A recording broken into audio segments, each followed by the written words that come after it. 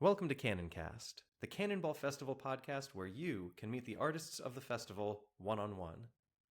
Cannonball is a performing arts festival in Philadelphia and is a hub of the Philadelphia Fringe Festival. We present new and groundbreaking work from local, national, and international artists working in dance, theater, circus, and other performing arts. Today, I speak with Jim Julien about his show, Krampus Gets Cramped. I think I've been saying Krampus Gets Cramped. It's Krampus, though. Krampus. Krampus. Well, I got involved with the Krampus community back in Asheville. Yeah. And I always thought it was Krampus as well. But then a number of the folks that are much more deeply into the Krampus celebration, Krampus Notch and all that, they were correcting me that wasn't the correct pronunciation. So, wow. Yeah. All right. Lesson number one. Yeah.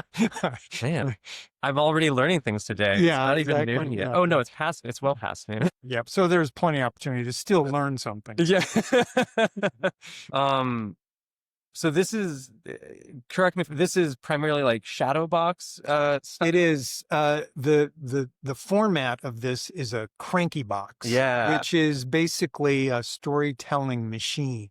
You have, two handles and the story kind of rolls past like on a very long sheet of, in my boxes, very long sheet of cloth that I have images either actually adhered to the cloth as it passes by from, I guess that's left to right. And then I also have puppets that I put up to the screen as kind of elements, moving elements and that sort of thing. So it's kind of a mix of that.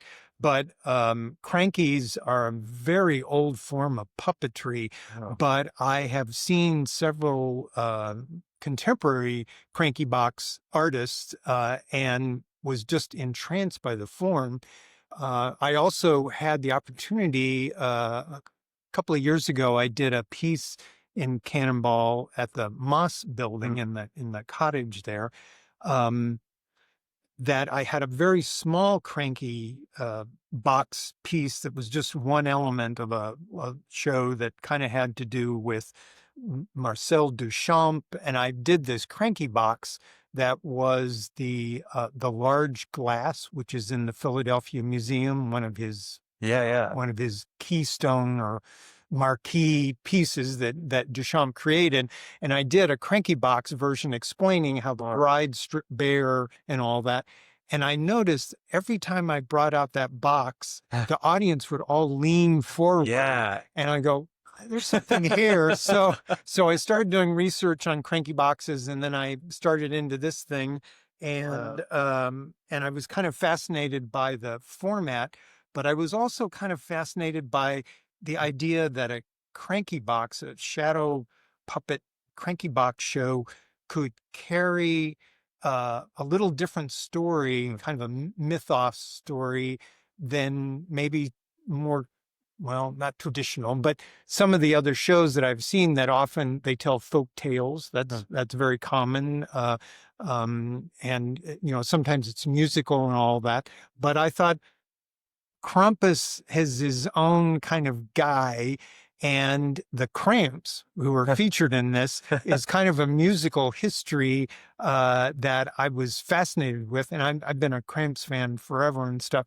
So the point of the intersection between the two of them is meeting in mid-1975, Lower East Side of New York in the CBGB punk scene. Yeah. So I was fascinated or interested in the idea of presenting a story that I had never seen anything quite like that. Had some historical things, some fantastical things, and trying to kind of set it in. And plus, I am a sculptor.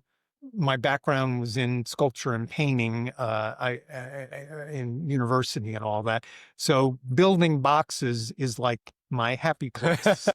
So I was happy to kind of build these crankies and kind of tell the story. I'm also fascinated by shadow puppetry in general, just because it is primal, but it can be very nuanced, and it's kind of fascinating. the formats, there are a lot of different styles of shadow puppetry, and I'm, trying to incorporate as many styles into it as I can. But the cranky box format also kind of fascinated me about getting in front of an audience and picking up a box and setting it on a table and letting an audience experience a story through this just moving across, And so anyway, that's partly the background and kind of what the format is and the style of puppetry it is, and that sort of thing. It also provided me an opportunity to put on a wig and a Santa hat, and anytime I get an opportunity to do that, I take advantage of that. So. It's interesting that people are so sort of inherently lean forward for a cranky box.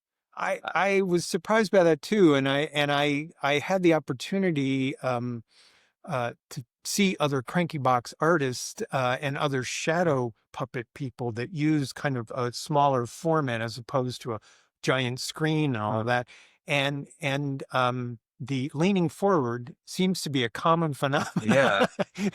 I wonder if it's because it's so like analog. It's very analog in its kind of format, and it's like it kind of cassette tape or something.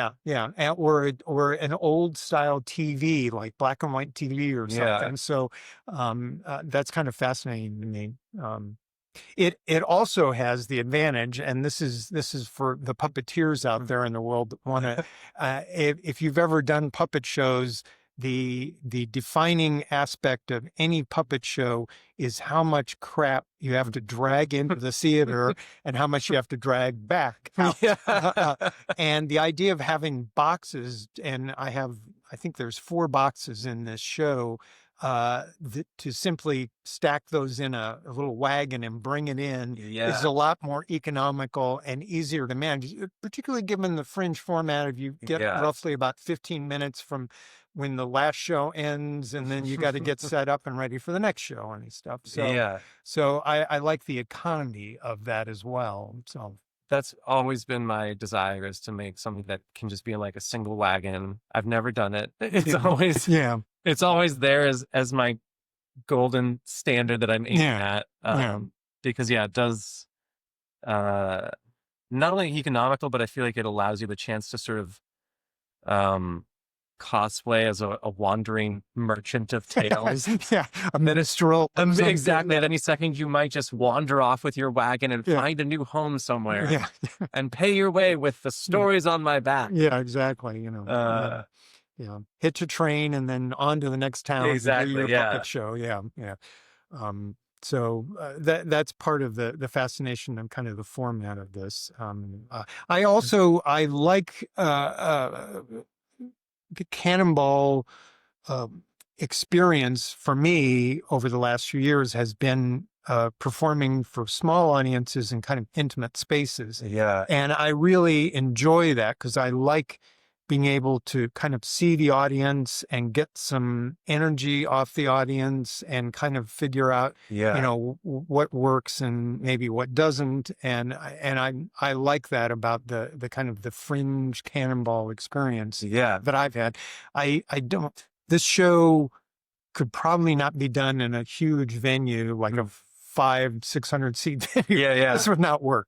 But it works really well if you can get it down to about, and I'm hoping in the storefront here for the shows that I'm doing, 25 to 40 people. That's probably about a max audience that I can kind of work with in this kind of setting. How big is the box for this? The boxes are roughly about 26 inches tall, and they go up to about 35 inches wide. Wow. Okay. So they're suitcase size. Basically, Is the tension difficult to manage if you're using like a particularly long cloth?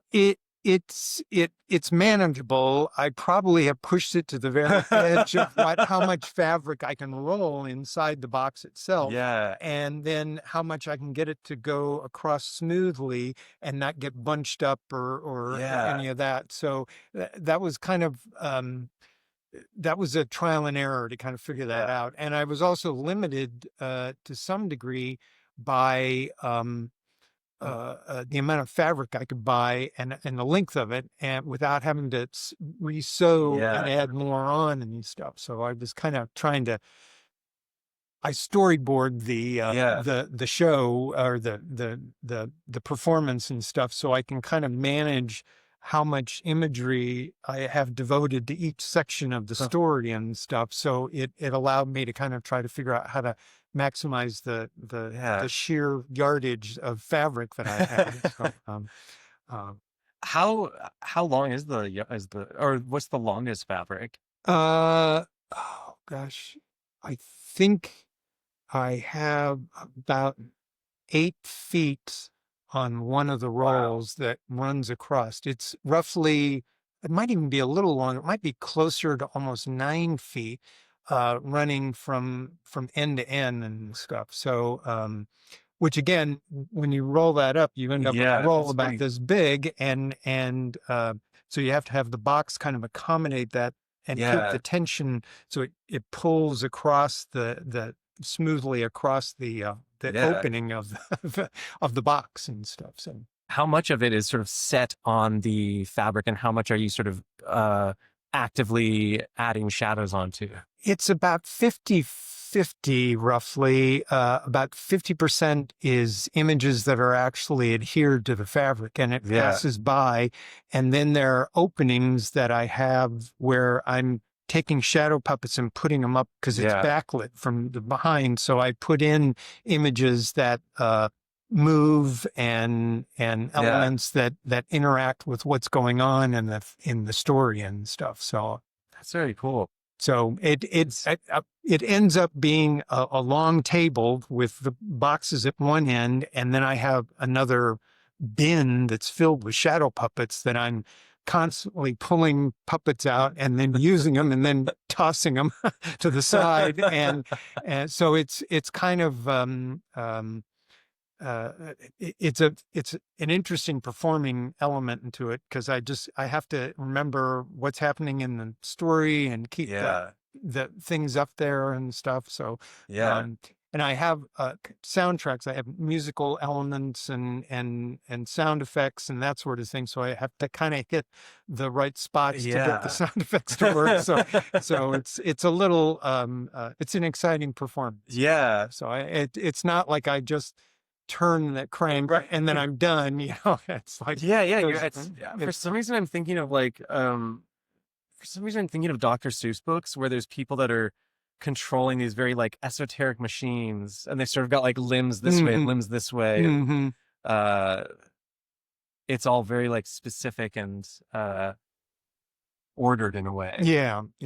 But a lot of shadow puppetry is like that. I had the opportunity at the Edinburgh Fringe to see an incredible Japanese shadow puppet group that did this show called Space Hippo, and they had they must have had several hundred puppets that they had in bins in front of them, and they were projecting them onto a large screen at the back of the theater.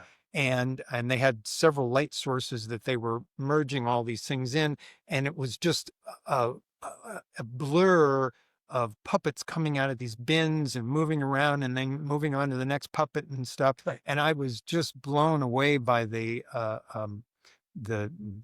coordination of all that work and to get it up on the screen and all that. And I was, and it was just 2 people that did it. I was just blown away. And so but that's wild. I don't, this is not quite that show, but I'm impressed by it. So, So what have there been other things or shows that you've seen that have sort of inspired that? I was very inspired by, there is an artist out of Baltimore. Her name is Catherine Fahey, and I think she's one of the most incredible shadow puppet artists that I know of. And she does kind of the same thing where she has these boxes that have the screens inside, and they're kind of enclosed little theater spaces that she does her puppetry in, and she does do crankies but it's kind of a mix of actual puppets and then the cranky elements and all that. And Catherine does just amazing work, and I had the chance to be in a puppet slam with her several years ago, and I think that was kind of always sitting in the back of my brain about, a cranky would be an interesting thing to do. There's also another group that I saw a few years ago out of Chicago called Box Cutter Theater. And they do they do very elaborate puppet shows, but everything is out of cardboard, and it's just, and they've done cranky bits, and they usually perform with live musicians, and it's quite a spectacle and all that. But that's cool. There are quite a few artists out there that work in this. There's an artist here in Philly that I really like, Maisie O'Brien. Maisie is just an incredible shadow puppet artist, and I'm very, I've had the extreme pleasure of being in a couple of shows with Maisie, and I'm just always really impressed by her work. So, wow. So look, I keep thinking about overhead projectors for some reason. That sort of reminds me of like my first experience seeing someone like wrangle a roll of something, and it does have sort of its own like rhythm, and I don't know, the way that things like enter and exit off of it is sort of. I'm old enough that I remember like middle school science classes that they did that. They just rolled this plastic sheet over the top of the overhead projector, and then they would mark it with Sharpies or pins to note things, and I think that made an impression on me. I've done overhead projector shows in the past, and I had the wonderful opportunity my wife is a public school art teacher, and one of the schools she was working at, they had made the conversion into these electronic whiteboards. Janitor at the place asked me, did I want to see something? And I go, sure. And he goes, well, let's go down the basement. We went down the basement, and there was this huge room filled with overhead projectors that they had just mothballed and I said, is anyone doing anything with these? So I ended up taking about, God, I don't know how many, that I ended up taking, and then ended up distributing all but 2 of them to other artists that because they were just so valuable. Oh, they're fantastic. Yeah. So I've held on to 2 of them, and I drag them out every once in a while for shows and various things. But they're so fun. Yeah, they are. They're great. The big battle with overhead projectors is the bulbs in them are not really produced easily. And to find them is really a major undertaking and stuff. You can retrofit them with other lighting sources, but it takes a little electrical engineering that I'm not necessarily a master of and stuff. So I went on a long wild goose chase in 2021 when my slide projector, because I was using I had an overhead projector and an older slide projector, and the bulb went out on it. I think on like the second night of performances at like 4 p.m. And I had to scour the countryside for the CLX 3439 quartz bulb. That was, it was ridiculous. But they're so fun once you can get them. But and it's also the other thing that's, the supplies for it, like the transparency films, the actual like little holders that the cardboard holders, and then the film itself, and it's kind of a battle getting that stuff now. So it's like 8-track tapes. It's just like it's slowly disappearing.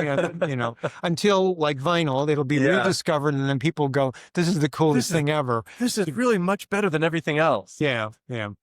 So there's a lot of fascinating things with that technology. I don't think it's drawn to its evolutionary close. It's not extinct yet. And I'm always kind of fascinated by kind of somewhat aging technology or genres and that sort of thing. There's something sort of to me inherently more trustworthy about it. I'm like, no computer messed with it. I definitely know, at least not at this point, not at this stage in it. It's just it's a sheet of plastic with etchings on it. It's as basic. Yeah, it's definitely it evokes a certain kind of lovely craftsmanship that you just don't necessarily get, even though you can produce obviously really interesting images and you know, even performance experiences out of digital stuff and all of that. But I guess I'm kind of fascinated by some of the more antique elements of What's the sort of devising process like? Is it primarily construction, or do you have days where you're just sort of practicing with the things you've already constructed? Or yeah, it's kind of both of those. It's usually spending a lot of time cutting cardboard to make the things. I also use I guess in kind of the blend of technologies, I use cut vinyl to create some of the images. There's this crafting thing called a Cricut. It's you see it in like Michael's stores and all that, but it's basically, it started out as like a scrapbooking technology where people would cut out or they'd use computer assisted cutting, that they would cut out elements in vinyl or cloth or paper or whatever, and then you'd stick them inside scrapbooks. My daughter ran across these things somewhere and said, "Oh, Dad, this is make your crafting of shadow puppets so much easier." So, you know, so I sometimes build the images, you know, in Adobe Illustrator, and then download it, and then let the Cricut cut out the pattern, and then just peel it off and stick it onto the fabric. That's very cool. So it's kind of a fascinating mix of things, because I sometimes I can build much more complex images than I could if I'm just doing it all by hand. Although I like cutting by hand and all that. That's, you know, but it can be really time consuming. Especially if you're doing like really intricate patterns, or, you know, you're trying to get hair on the side, you know, and that sort of thing. And so I use that to sometimes create the elements for it. So I was going to say, some of these are very, very fine, very, very detailed. Sounds like a cool sort of marriage of technologies. Yeah, I'm not opposed to cheating or you know. I think as anything that, you know, makes it easier for us to make art, to create that thing, you know. So. I feel like there's, you know, I saw this video where someone was making fun of AI, and they were doing like, you know, making art in 2125, and it was someone sitting at a computer, and they go, "Make an art for me," and the computer goes, "Sure thing, here's your art, good job." And I feel like AI is sort of unavoidable, but there is, I feel like, very viable ways to engage with it, because it is sort of an approaching force that still like leave us in the sort of driver's seat of creativity, like conversing with them, but not letting them like drive the action kind of thing. Yeah, the things that I've kind of felt about AI creation is that sometimes the style in which the image is kind of rendered, there's a commonality to it, that it feels the artificiality of it is really exaggerated to an extreme where it's reasonably recognizable that it's an AI generated image and stuff. But I do feel like there are there are ways human hands move that it's difficult for AI to reproduce in a obvious way and stuff. So I know there are artists that are really playing with those elements and using them. But I wonder, I think there'll be a time when there are artists that kind of see it and use it in ways that just haven't been conceptualized yet, and then it'll be like, okay, well, I can see how that is a viable tool, as opposed to just something that kind of regurgitates, something that you go, oh, okay, well, okay. Which is sort of how I feel about a lot of, I don't know, media that I see, like Netflix and things like that. I feel like a lot of series come out where I'm like, did this worked on this? Raise your hand if you're a human. Yeah. And I like artwork that is flawed. That it isn't perfect. It isn't rendered perfectly. It's a little shaggy around the edges. And so that an imperfect quality is something can be quite enchanting and soul touching in many ways. So I started selling like crocheted goods here and there just to friends, and at first I would get very worried about a such and such mistake over here. They're not going to want to pay for this, and then eventually I was like, well, that's the way it is because we can't remake it 3 times in a row. we have to draw the line somewhere. And it's sort of liberating to be like, this is what the thing is. It's got flaws, but like it's also a thing that I made.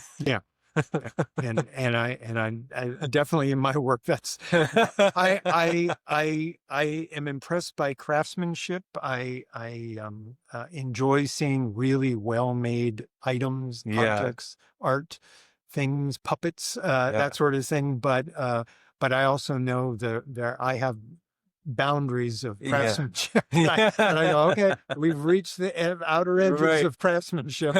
Now it's just going to get sloppy. But that's okay. Do you remember some of the first puppets that you made? Yeah, I did. I was sculptor major, but I started much earlier making puppets as a kid. They were paper mache balls and various things like that. But I kind of returned to that in my sculpture work, in that I started making sculptures that had moving parts and elements, and then it got more complicated, and I started doing kind of performance work with the sculptures. And that was the long, tortuous, very wiggly, windy road to puppetry. So it's a slippery slope. It is, but it was not. It was not when I got into it, or started into this. I go, oh, I'm going to be a puppeteer, because I think if I had made that decision early on, I probably could have found mentors of much more higher caliber to provide me with kind of insight into that. But I kind of stumbled into it kind of from the side to that. And in some ways, I hope that gives me a perspective about the work and the kinds of artistic explorations that is maybe a little different than some other puppeteers and stuff. So maybe I have a somewhat original voice, or a little more different from others. So. Are there materials? I know you mentioned like cardboard and vinyl. Are there other like favorite materials that you have, or I chop up foam a lot. That seems to be, for some reason, I was acquiring a lot of foam. My wife has, she's accused me of the hoarder element, but it is often, material will come into my possession that I'll go, oh, I can definitely use this somewhere, and then years go by and all that, and then it's like, oh, that's right, I got this big piece of foam in the back of the garage. And stuff. So I kind of stumble on things, or things reveal themselves, like packaging. Something comes in a box and it's got this these foam pieces built into it to kind of protect things, and you go, oh my God, that's a face right there. And so the material kind of goes all over the place, but I try to, as much as possible, use recycled material. There's a wonderful place in Fishtown called the Resource Exchange. That's on American Street over there, that has lots of different materials, and I try to utilize that because it's upcycling, it's recycling, it's that sort of thing, and I try to do that as much as possible, and to try to keep my level of waste from new stuff and all that. But yeah, most of it is just basic stuff: cardboard, plywood, a little paint, a little glue. I can never find enough black cardboard. That's one of my continuing kind of battles in various grades of thickness and stuff. So whenever I'm like in a craft store or a school supply place and they have black cardboard, I'm always like, it's all mine. No, kid, you can't have that. So I'm a professional. Yeah. You don't know what to do with this. I do. But that's probably the one thing that I do really hoard a lot. It's a material I use a lot for building these things. So, but have you kept most of the sort of puppets from throughout the years? Do you keep them as sort of memorabilia? Or yeah, I do. Unfortunately, they're probably more memorabilia than. Although I have been trying over the last few years because of my engagement with fringe festivals, and I've been, I came to Philadelphia about 5 years ago, up from Asheville, North Carolina. And one of my goals in coming here was to engage with a lot of the fringe festivals around the area and stuff. So I've been kind of putting shows together, trying to refine them so I can stick them in a car and drive somewhere and do them. And so that's been one of my goals, is to kind of reuse a lot of these shows and build things that are fairly road sturdy, to be able to do that. I took one of the shows I did a couple of years ago here in Cannonball. I took to Cincinnati this summer, and I did the Cincinnati Fringe with a show called Squid and the Octopus. So and that was a lot of fun, and I was able to get it down so it fit fairly compactly in my SUV and get it to Cincinnati and put on the shows, and nothing blew up or caught. So I considered that a success. But my hope is to take a lot of these around and try to, there are more and more, there are circuits that, like, from DC to Portland, Maine, to Rochester, to Pittsburgh, to, Cincy and Scranton has a lovely fringe festival. I saw that, So my hope is there is a tradition in the Canadian fringe group to do this, like basically from Prince Edward Island all the way to Vancouver, and they have a lottery every year, the golden ticket, that if you win that lottery, they'll waive the entrance fees for the festivals, and you can plot out a tour across Canada, which is really, and I've known a few folks that have done it, and it's really an extraordinary experience to do that and stuff. And I know there's been talk in the fringe community here in the U.S. about setting up kind of golden tickets that have certain, particularly if the dates are not too far apart from the festival to festival and stuff. So that'd be pretty cool. And Philly it feels very well centrally located for it is. I think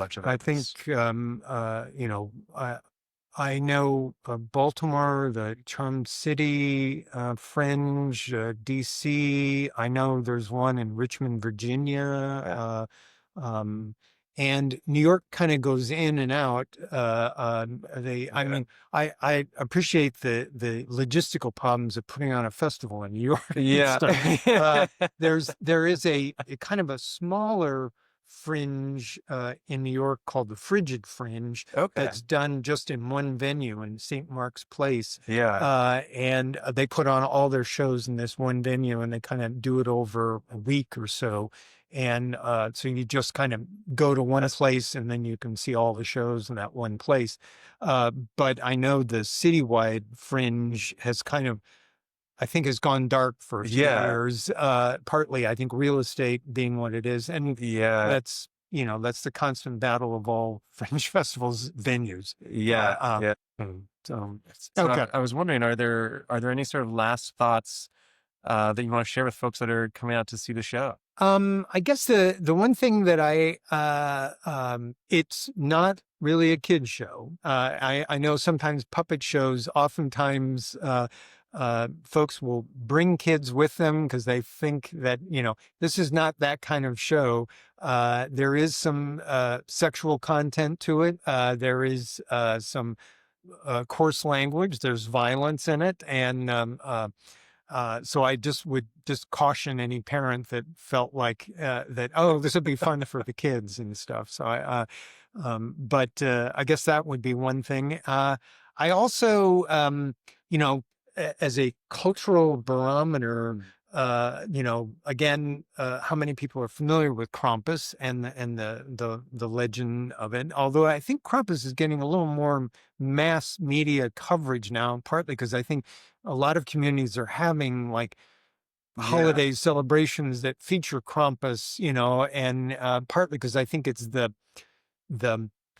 slightly anti-Christmas element that is almost like Halloween into a Christmas kind of thing. So I feel like there's more familiarity with it. I also the cramps and the familiarity with the band and all that.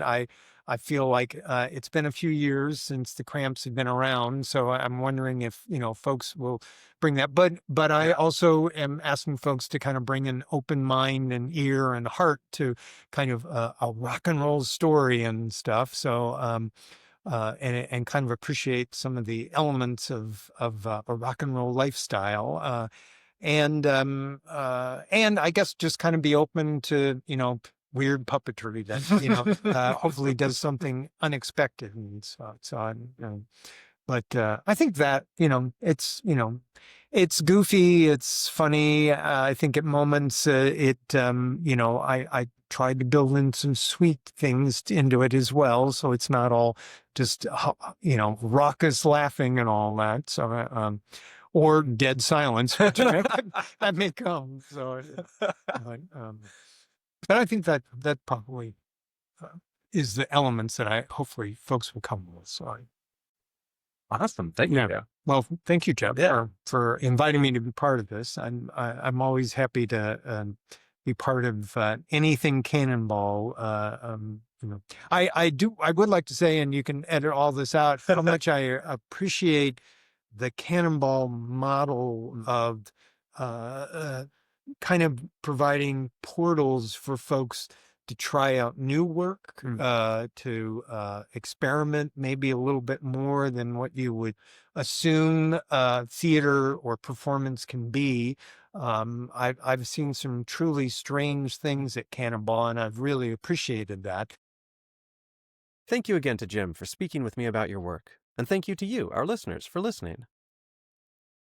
Krampus Gets Cramped runs select dates September 10th through 28th at Asian Arts Initiative.